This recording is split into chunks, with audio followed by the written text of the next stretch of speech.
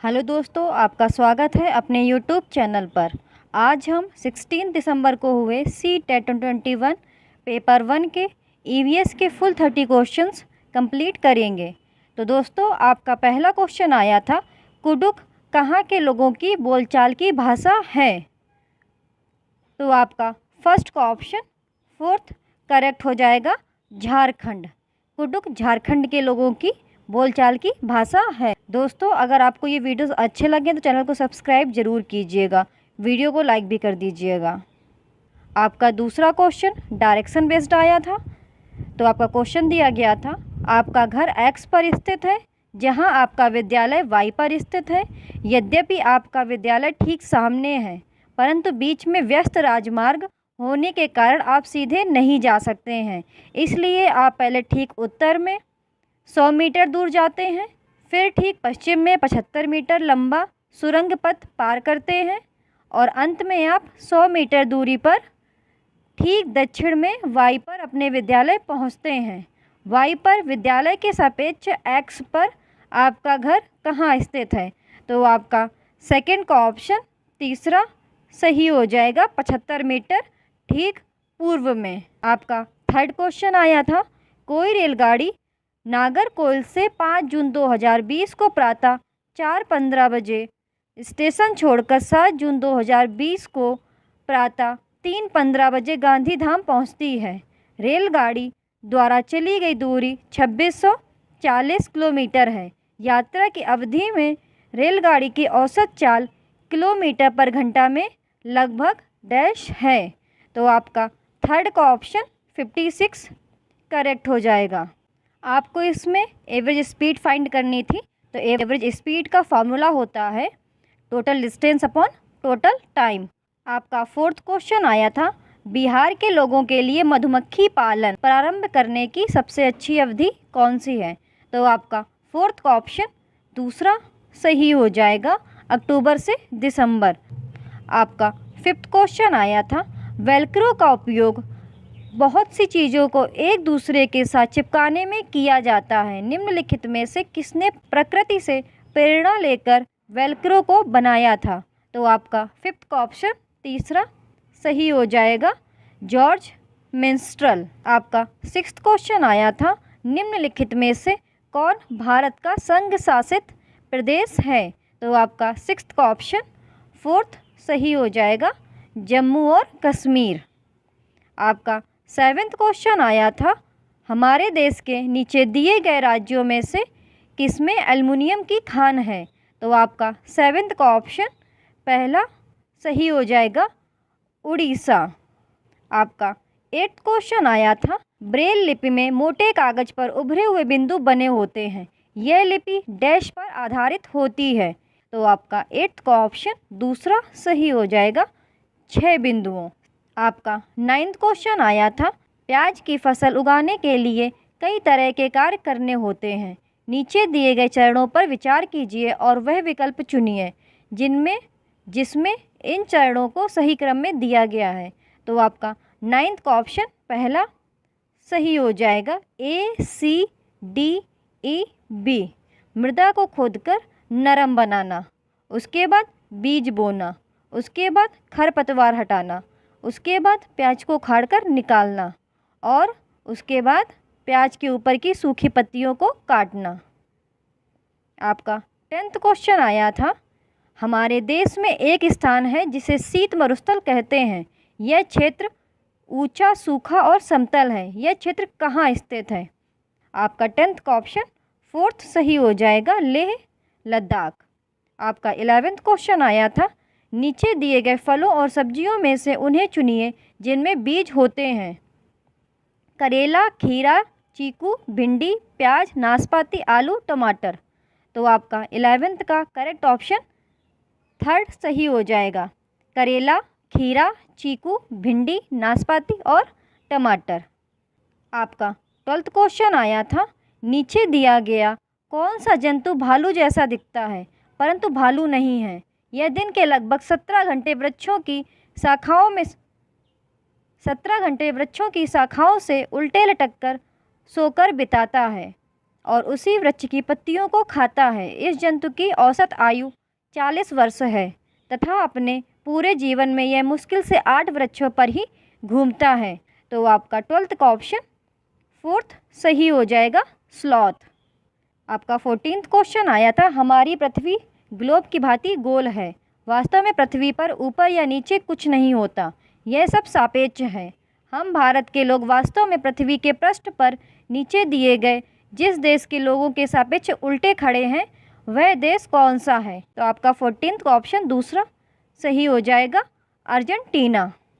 आपका 15th question आया था, अपने खेतों से अधिक उपज प्राप्त करने के लिए कोई किसान उर्वरकों और कीटनाशकों का आधिक्य में उपयोग करके खेतों में बार बार धान की फसल उगा रहा है। इस नित्य प्रयोग से उसके खेतों की मिट्टी डैश बन जाएगी। तो आपका 15th का ऑप्शन 4th सही हो जाएगा। अंततः किसी भी फसल को उगाने के लिए अनुपयुक्त। आपका 16th क्वेश्चन आया था, निम्नलिखित में से कौन सा समूह ईवीएस पाठ्यक्रम में सुझाई गई 6 थीमों में से 4 को सही ढंग से प्रस्तुत करता है? तो आपका 16th का ऑप्शन दूसरा सही हो जाएगा, परिवार और दोस्त, पानी, भोजन और यात्रा। आपका 17th क्वेश्चन आया था, शिक्षार्थी के पोर्टफोलियो बनाने के लिए अच्छे तरीके क्या हैं? तो आपका 17th का ऑप्शन 4th करेक्ट हो जाएगा, ए, सी और डी। एक विशिष्ट कारण के आधार पर पोर्टफोलियो में शामिल किए जाने वाले काम का चयन करना, छात्र से अपने काम का चयन करवाना और उसको अपने पोर्टफोलियो में शामिल करवाना, एक समय अवधि में छात्रों के कामों के विभिन्न स्तरों को एकत्र करना। आपका 18th क्वेश्चन आया था, एनसीएफ 2005 के अनुसार निम्नलिखित में से कौन सा ईवीएस के पाठ्यक्रम के बारे में सही है? तो आपका 18th का ऑप्शन 4th करेक्ट हो जाएगा। ईवीएस का पाठ्यक्रम विज्ञान, सामाजिक विज्ञान और पर्यावरण शिक्षा का एकीकरण है। दोस्तों, अगर आपको ये वीडियोस अच्छे लगे तो चैनल को सब्सक्राइब जरूर कीजिएगा और वीडियो को लाइक भी कर दीजिएगा। आपका 19th क्वेश्चन आया था, एक ईवीएस शिक्षक अपने शिक्षार्थियों को पड़ोस में इस्तेमाल होने वाले विभिन्न ईंधनों पर एक सर्वेक्षण करने को कहता है। इस सर्वेक्षण के संचालन के दौरान निम्नलिखित में से कौन सी प्रक्रिया कौशल विकसित की जा सकती है? तो आपका 19th का ऑप्शन तीसरा सही हो जाएगा, रिकॉर्डिंग और सुनने के कौशल। आपका 20th क्वेश्चन आया था, सीखने के लिए सतत आकलन के आवश्यक तत्व क्या हैं? तो आपका 20th का ऑप्शन तीसरा सही हो जाएगा, केवल बी और सी। इसे सीखने की स्थिति में निहित किया जाना चाहिए। यह शिक्षकों को उनकी शिक्षण अधिगम विधि को समायोजित करने की गुंजाइश प्रदान करता है। आपका 21st क्वेश्चन आया था, कुणाल ने कपड़ों की बंधेज की रंगाई पर कार्यशाला करने के लिए अपने विद्यालय में एक स्थानीय कारीगर को आमंत्रित किया। स्थानीय कारीगर को आमंत्रित करने के उद्देश्य निम्नलिखित में से इसके अतिरिक्त हैं। तो आपका 21st का ऑप्शन तीसरा सही हो जाएगा, शिक्षार्थियों को स्थानीय भाषा सीखने में मदद करना। आपका 22nd क्वेश्चन आया था, महर के पास कक्षा में कुछ विद्यार्थी हैं जो प्राकृतिक आपदा के कारण अपने मूल स्थान से विस्थापित हो गए हैं और उन्हें विद्यालय वातावरण में समायोजित करने में समस्या है। एक ईवीएस शिक्षा के रूप में आप, तो आपका 22nd का ऑप्शन 4th करेक्ट हो जाएगा, उन्हें अन्य शिक्षार्थियों के साथ बातचीत करने में मदद करेंगे और उनकी कहानियों को भी साझा करेंगे। आपका 23rd क्वेश्चन आया था, संसाधन के रूप में समुदाय का उपयोग करने का तर्क यह है कि, तो आपका 23rd का ऑप्शन तीसरा सही हो जाएगा, समुदाय की अपनी बच्चों के अधिगम में हिस्सेदारी होती है और इसमें उन्हें शामिल होने की ज़रूरत है। आपका 24th क्वेश्चन आया था, आरोही ने अपने शिक्षार्थियों को अपनी कक्षा का मानचित्र बनाने को कहा। यह क्रियाकलाप डैश का विकास करने में सहायक होगा। तो आपका 24th का ऑप्शन तीसरा सही हो जाएगा, अभिविन्यास और सापेक्ष स्थिति की समझ। आपका 25th क्वेश्चन आया था, निम्नलिखित में से क्या पाठचर्या के विकास के लिए मार्गदर्शक सिद्धांत नहीं है? तो आपका 25th का ऑप्शन तीसरा सही हो जाएगा, परीक्षा को आसान बनाना। आपका 26th क्वेश्चन आया था, ईवीएस में शिक्षार्थियों के आकलन करते समय बचना होगा? तो आपका 26 का ऑप्शन फोर्थ सही हो जाएगा। आकलन करते समय तकनीकी भाषा के उपयोग करने से। दोस्तों, आप क्वेश्चन में एक बार ज़रूर ध्यान दिया करें, क्वेश्चन में पूछा क्या गया है। तो इसमें पूछा गया था आकलन करते समय किससे बचना होगा, इसलिए आपका ऑप्शन फोर्थ करेक्ट हो जाएगा, आकलन करते समय तकनीकी भाषा के उपयोग करने से। आपका 27वां क्वेश्चन आया था, रोनाल्ड रॉस के बारे में कक्षा 5वीं में कहानी है जिनको 1902 में चिकित्सा के लिए नोबेल पुरस्कार मिला था। जब उन्होंने सिकंदराबाद के अस्पताल में काम करते हुए यह खोजा कि मच्छर मलेरिया फैलाते हैं, उन्होंने अपने शब्दों में बताया कि कैसे उन्होंने मच्छरों का पीछा करते हुए समय बिताया, मच्छरों के पेट को खोलने के लिए उसे काटा और उसका सूक्ष्मदर्शी के नीचे अवलोकन किया। रोनाल्ड रॉस की कहानी को ईवीएस में शामिल करने का क्या उद्देश्य होगा? तो आपका 27 का ऑप्शन दूसरा सही हो जाएगा। ACD शिक्षार्थियों को वैज्ञानिक प्रक्रियाओं के बारे में समझने में मदद करना, शिक्षार्थियों को विभिन्न खोजों के बारे में अधिक रोमांचक कहानियों को इकट्ठा करने के लिए प्रोत्साहित करना, विज्ञान के इतिहास की सराहना करना। आपका 28 क्वेश्चन आया था, भूषण अपनी कक्षा द्वितीय की भाषा की कक्षा में थीम यात्रा को एकीकृत कला चाहते हैं। आप किस संसाधन का सुझाव देंगे जो कक्षा में संपादन के लिए सबसे उपयुक्त है? तो आपका 28 का ऑप्शन फोर्थ करेक्ट हो जाएगा, बच्चों के यातायात पर अपने अनुभव। आपका 29वां क्वेश्चन आया था, ईवीएस कक्षा में यात्रा पड़ोस में एक भिखारी लड़के के बारे में अपने अवलोकन को साझा करती है और जानना चाहती है कि उसके माता पिता उसे स्कूल क्यों नहीं भेजते। एक शिक्षक के रूप में आप शिक्षार्थी को कैसे जवाब देंगे? तो आपका 29 का ऑप्शन फोर्थ करेक्ट हो जाएगा, उसके अवलोकन की सराहना करेंगे और पूरी कक्षा में इस चर्चा को करेंगे। आपका 30वां क्वेश्चन आया था, खेल और पहेलियाँ ईवीएस के शिक्षण और अधिगम के महत्वपूर्ण हिस्से हैं क्योंकि। तो आपका 30वां का ऑप्शन तीसरा सही हो जाएगा, वे शिक्षार्थियों को अपने आप स्वरूप खोजने देती हैं। दोस्तों, अगर आपको ये वीडियोस अच्छे लगते हैं तो चैनल को सब्सक्राइब ज़रूर कीजिएगा और वीडियो को लाइक भी कर दीजिएगा, और मैं आपके लिए ऐसे ही वीडियोस बनाती रहूँगी। आप प्लीज़ चैनल को सब्सक्राइब करना मत भूलिएगा, वीडियो को लाइक भी कर दिया करें और चैनल को शेयर भी कर दिया करें। हेलो दोस्तों, आज हम 16 दिसंबर को हुए CTET 2021 पेपर 1 के CDP के फुल 30 क्वेश्चंस कंप्लीट करेंगे। तो दोस्तों, आपका पहला क्वेश्चन आया था, निम्नलिखित में से कौन सा कथन व्यक्ति के विकास की प्रक्रिया के बारे में सही है? तो आपका फर्स्ट का ऑप्शन तीसरा सही हो जाएगा, विकास की प्रक्रिया में सांस्कृतिक विविधताएं होती हैं। दोस्तों, अगर आपको ये वीडियोस अच्छे लगें तो चैनल को सब्सक्राइब जरूर कीजिएगा, वीडियो को लाइक भी कर दीजिएगा। आपका सेकंड क्वेश्चन आया था, निम्न में से कौन सा प्रश्न बच्चों में विवेचनात्मक चिंतन को बढ़ावा देने का उदाहरण है? तो आपका सेकंड का ऑप्शन पहला सही हो जाएगा, पता करो कि तटीय इलाकों में रहने वाले लोग क्या खाते हैं व क्यों। आपका थर्ड क्वेश्चन आया था, विकास का चरणीय सिद्धांत निम्नलिखित नियमों में से किस पर स्पष्ट रूप से जोर देता है? A stage theory of development explicitly emphasizes which of the following principles? तो आपका थर्ड का ऑप्शन दूसरा सही हो जाएगा, विकास की अनिरंतरता, डिसकंटिन्यूटी ऑफ डेवलपमेंट। आपका फोर्थ क्वेश्चन आया था, निम्न में से कौन से कारकों द्वारा विद्यालयों में बच्चों का अधिगम से जुड़ाव प्रभावित होता है? तो आपका फोर्थ का ऑप्शन तीसरा सही हो जाएगा, फर्स्ट, सेकेंड, थर्ड और फोर्थ। पारिवारिक सामाजिकरण, समकक्षी संबंध, सांस्कृतिक मूल्य, बच्चों का आत्मसम्मान। आपका फिफ्थ क्वेश्चन आया था, जीन पियाजे के अनुसार पूर्व संक्रियात्मक चरण में बच्चे निम्न में से क्या कर पाते हैं? तो आपका फिफ्थ का ऑप्शन दूसरा सही हो जाएगा, प्रतीकात्मक खेल, मेक बिलीव प्ले। आपका सिक्स्थ क्वेश्चन आया था, एक छोटी बालिका प्रतीकात्मक खेल कर पाती है पर अभी दूसरे व्यक्ति का दृष्टिकोण नहीं समझ पाती है और उसके नियंत्रण से बाहर की घटनाएं उसे आसानी से परेशान कर देती हैं।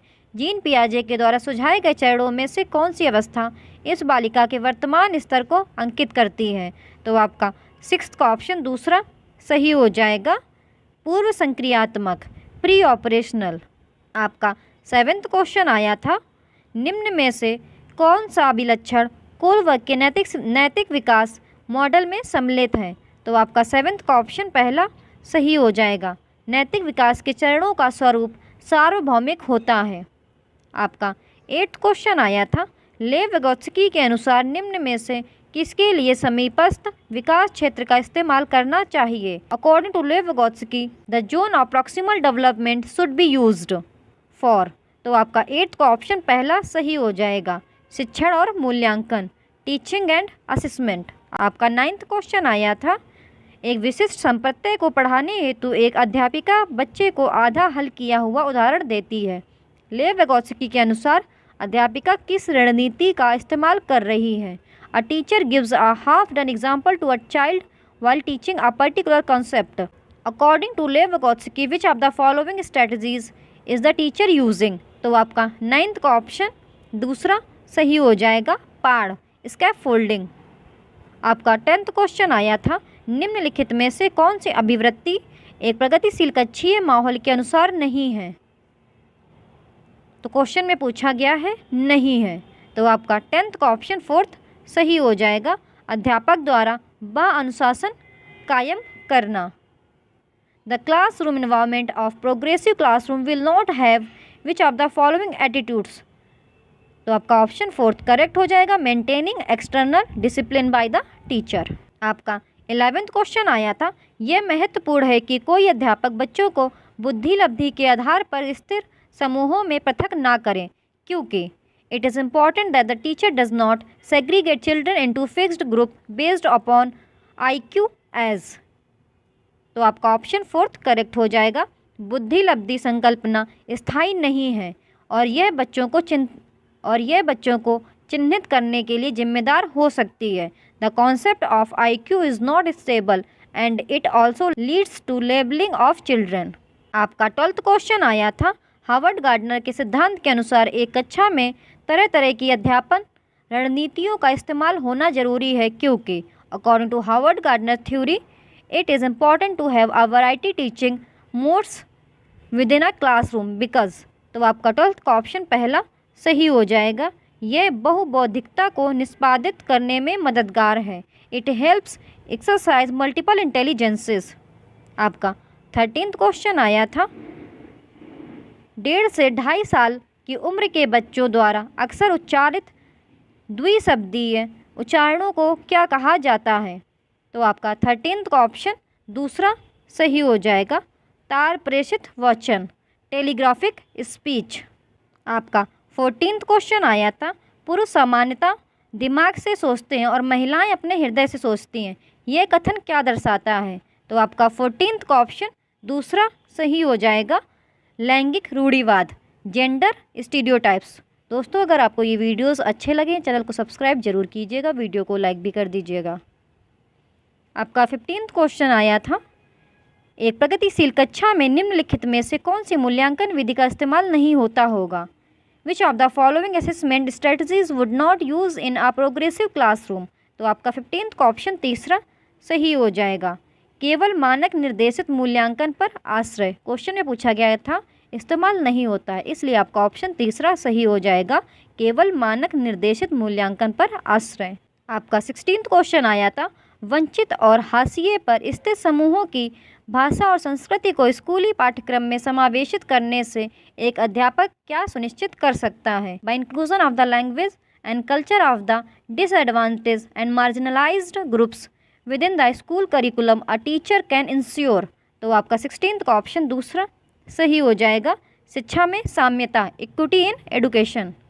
आपका 17th क्वेश्चन आया था, पर्याप्त समर्थन प्रदान करने के बावजूद एक कक्षा में एक विद्यार्थी गणितीय क्रियाओं को समझने में निरंतर चुनौतियों का सामना करता है, इसकी वजह क्या हो सकती है?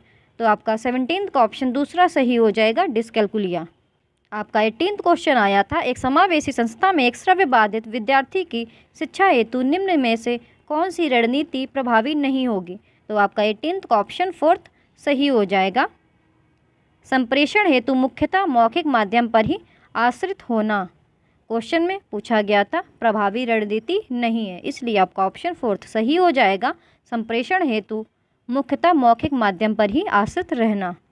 आपका 19वां क्वेश्चन आया था, निम्नलिखित में से किस कक्षीय प्रक्रिया का विश्लेषण किसी अध्यापक के वंचित समूहों के प्रति गणित गुण पूर्वाग्रहों को उजागर कर सकता है?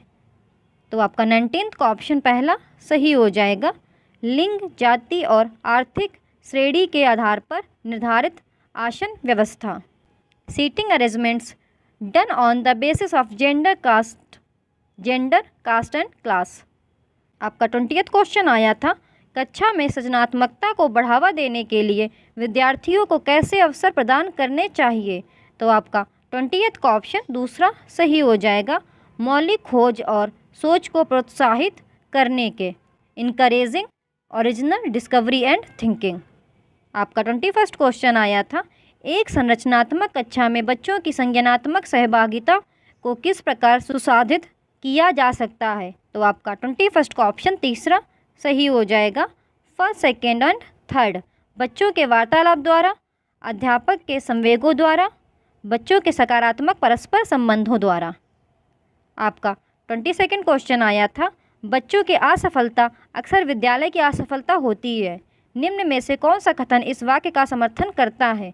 तो आपका 22वां का ऑप्शन दूसरा सही हो जाएगा। बच्चे इसलिए असफल होते हैं क्योंकि विद्यालय बच्चों के सीखने के विविध गतियों को ध्यान में नहीं रखते हैं।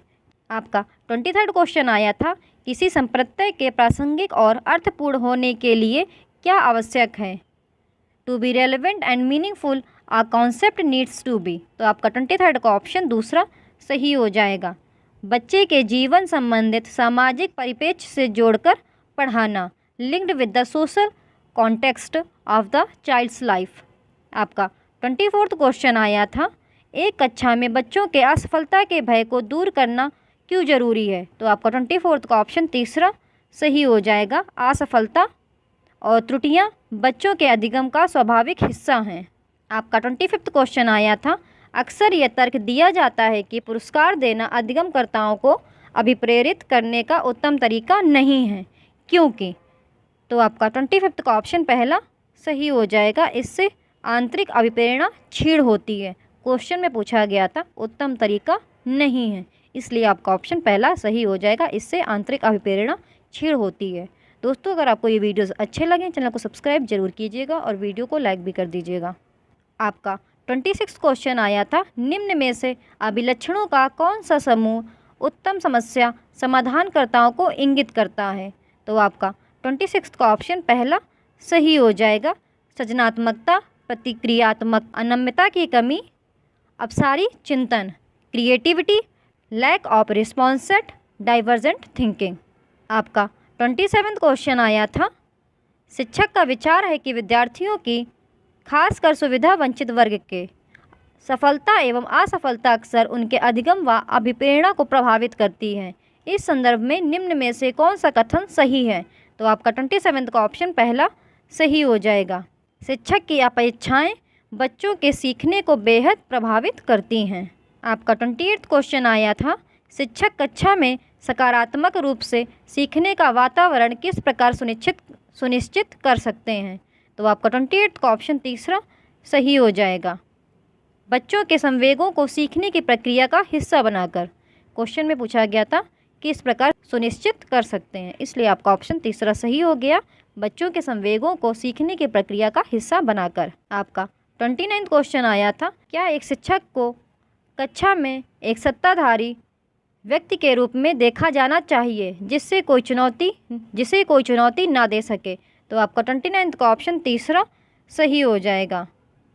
नहीं, विद्यार्थी ऐसे शिक्षकों से प्रश्न पूछने में हिचकते हैं जिससे उनकी संप्रत्यायिक स्पष्टता में कमी रह जाती है। आपका 30वां क्वेश्चन आया था, कक्षा में परिचर्चा के दौरान क्या एक शिक्षिका को विद्यार्थियों के गलत उत्तर सही करने चाहिए? तो आपका 30वां का ऑप्शन दूसरा सही हो जाएगा। नहीं, बच्चों को अभिव्यक्ति करने के लिए प्रोत्साहित करना चाहिए, गलत होने की चिंता के बिना। दोस्तों, अगर आपको ये वीडियोस अच्छे लगते हैं, चैनल को सब्सक्राइब जरूर कीजिएगा, वीडियो को लाइक भी कर दीजिएगा। Thank you for watching the videos.